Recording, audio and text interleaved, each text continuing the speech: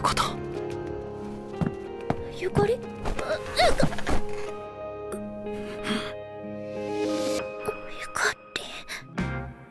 ？I'm not sure if this is still a thing in the world now, but there was once a time when forced marriages and relationships were actually relevant in some Asian societies. I guess that's why the world of anime is no stranger to the concept of forced relationships. Whether it was full-blown marriage, a contract of servitude, or just pretend relationships, circumstances in anime allow for some of the wildest things to happen. Today's countdown list will be talking about just that. For today, we'll go through some of my favourite anime to use this concept in their stories. Here we have 10 series where the main character is forced into a relationship or marriage as part of the plot. Given the topic at hand though, I'll have to preface with a little spoiler warning of my own. After all, some of these come as a result of revelations deep into the storyline. なんだか兄さんと結婚するみたい。みんな楽しんでいるんだ。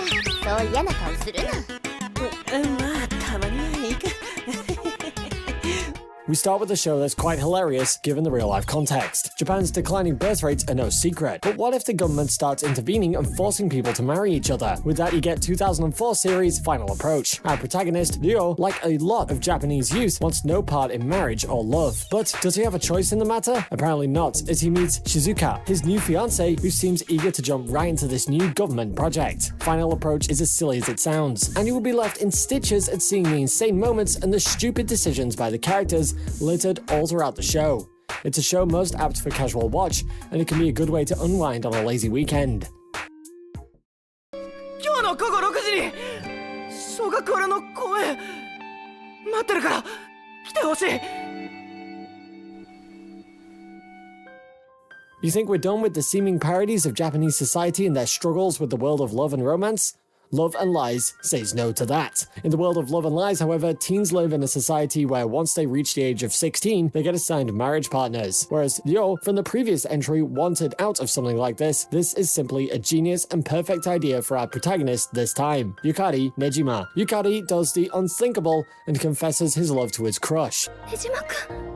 高崎さん、僕はずっと5年間今も君が好きだ。In a more unthinkable turn of events, his feelings get reciprocated. Unfortunately, Yukari has an assigned partner from the government, and receiving that notice throws his life into a disarray full of love and lies.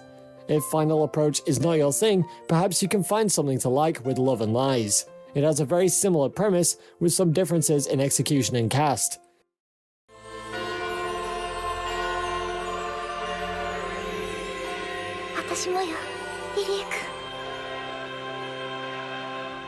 It's the worst day of Kotako's life. She finds herself homeless after having her home get wrecked by an earthquake.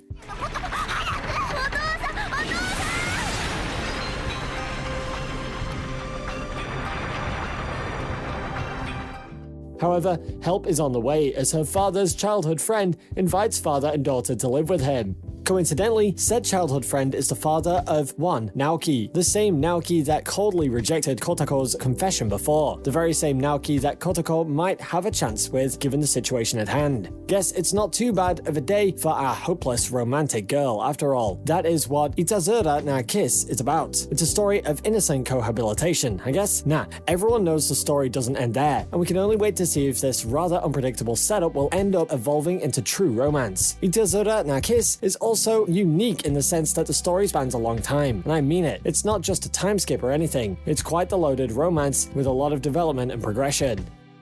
本田さんは本田さんらしくゆっくりやっていけばいいよ。この家で。You guys might know Fruits Basket thanks to the recent remake, but its original incarnation is a well-liked series from 2001. Whichever version you decide to watch, the premise is more or less the same, and it is something quite similar to Itas Now Kiss. This time, it is Toru Honda, who ends up living in improvised shelter.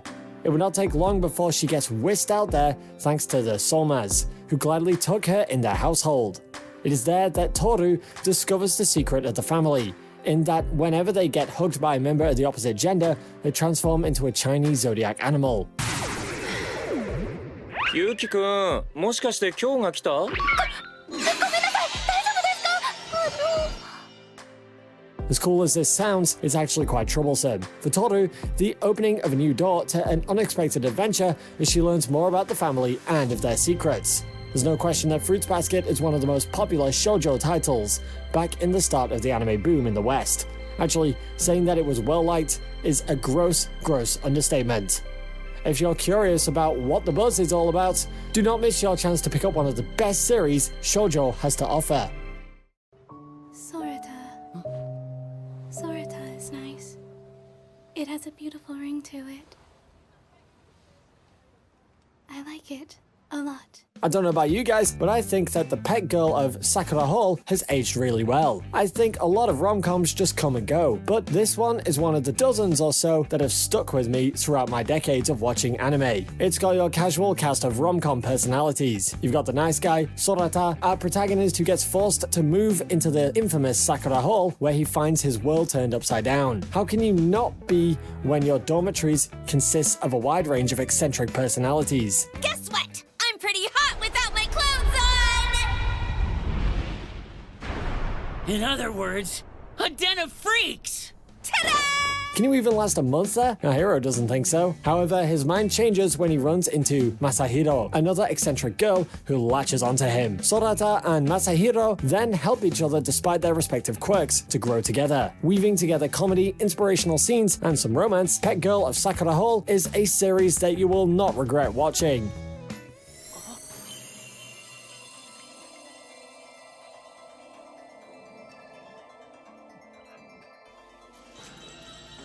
Twin Star Exorcist is a show that I really liked. I think that it had some good things going for it, but it just had the misfortune of airing alongside My Hero Academia, which overshadowed it completely. Oh, it also didn't have Ufotable's unlimited budget works to push it up the charts like Demon Slayer did, despite having some similar themes. So what is this series all about? At first it seems like your standard shonen Exorcist fare. The modern day world is threatened by supernatural beings from the world beyond, and it is up to the Exorcist to stop them. Burning flame!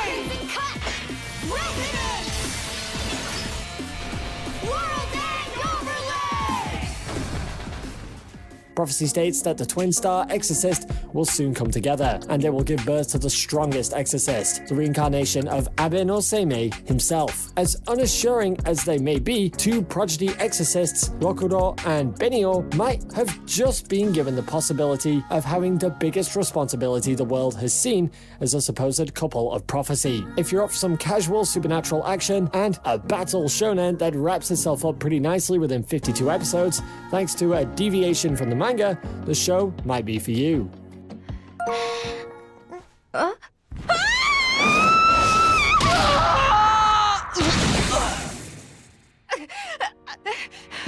We've known of that archetype of anime girls being scared of men, but how about having the roles reversed? For a resilient and tough Kinjiro Sakamachi, he just cannot overcome his fear of women. Heck, he can't even handle a touch, and his strong body just uncontrollably collapses into fits in such scenarios. Things turn from bad to worse when he finds out that the butler of the school's headmaster's daughter, Subaru Konoe, is actually female. Despite the beating that he gets at the hands of the butler, the headmaster's daughter herself extends her hand to Subaru. Interesting. One simple touch from a girl and his nose bleeds all over the place, just like you said. Huh? Is it an allergic reaction? I've never seen anything like this before. In exchange for his silence, Kanade will help him overcome his fear of women. A quirk rom-com that ought to tickle some funny bones. Mayo Chiki is a pretty great watch for anyone. It's a fan service harem show through and through. So if that's your thing, you might want to give this 2011 series a try. I did, and I don't regret it. And I found myself thoroughly entertained by the comedy and likable characters. 預かるって男の人？ついでにじいちゃんが決めた小紅の許嫁。 My third favorite anime in the category would have to be Engaged to the Unidentified. The 16th birthday is often a milestone for a lot of teens. The same applies to Kobeni, who receives quite the surprise on such an occasion. You'd expect a physical gift or a big celebration, but in the case of this teenage girl, she gets herself a fiancé and a sister-in-law. What a birthday gift indeed. なんだ？いや、なんとなく。お前は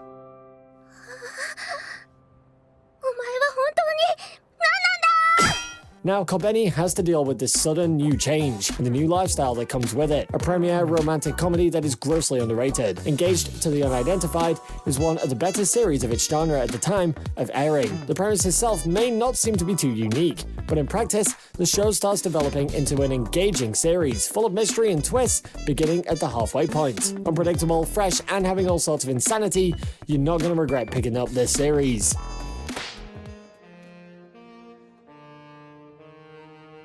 Well thrown, my lord.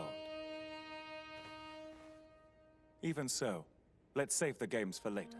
A series that takes me back to some much simpler days. Around the time the world entered the 2010s, a popular anime taking the community by storm as a niche hit was Black Butler. Ask anyone from around the time and they'll probably be familiar with this one. And it's one of the most strongest and charming battle butlers in anime. Black Butler tells the story of Ciel Phantom Hive, a noble who serves as the Queen's watchdog in Victorian England. The young noble may seem unfit for his job at first glance, but the secret to his ruthless efficiency lies in his hyper-competent butler, Sebastian.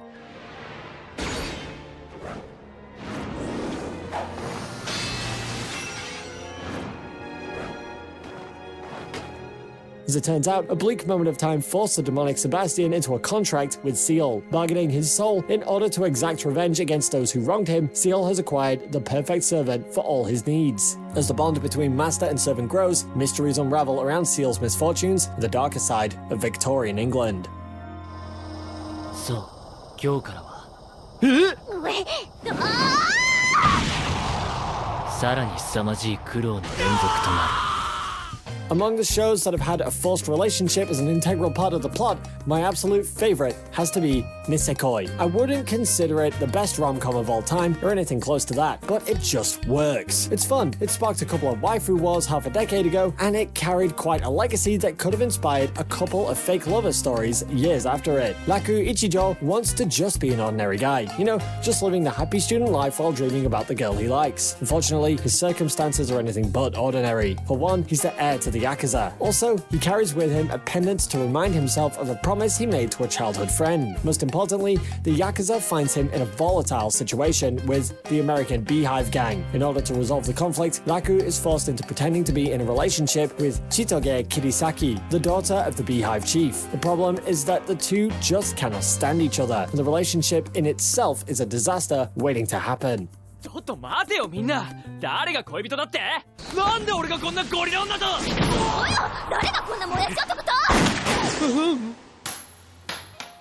How long will it take for the whole situation to boil over? Well, you're gonna have to follow the duo and the cast of colorful characters' daily antics to find out. There's my list of top 10 anime where the main character gets forced into a relationship or something similar. Surely a list with quite some variance that you would find something to like, right? Whether you agree or disagree with my choices, I would like to hear from you in the comment section below. So head on down there and start sharing your thoughts. Before you leave, don't forget to like the video if you enjoyed it, and feel free to also subscribe to the channel. Let's grow this channel together, and to do that, well, you gotta subscribe and like the videos. So please do that, and I'll be seeing you next time on the Anime Regent.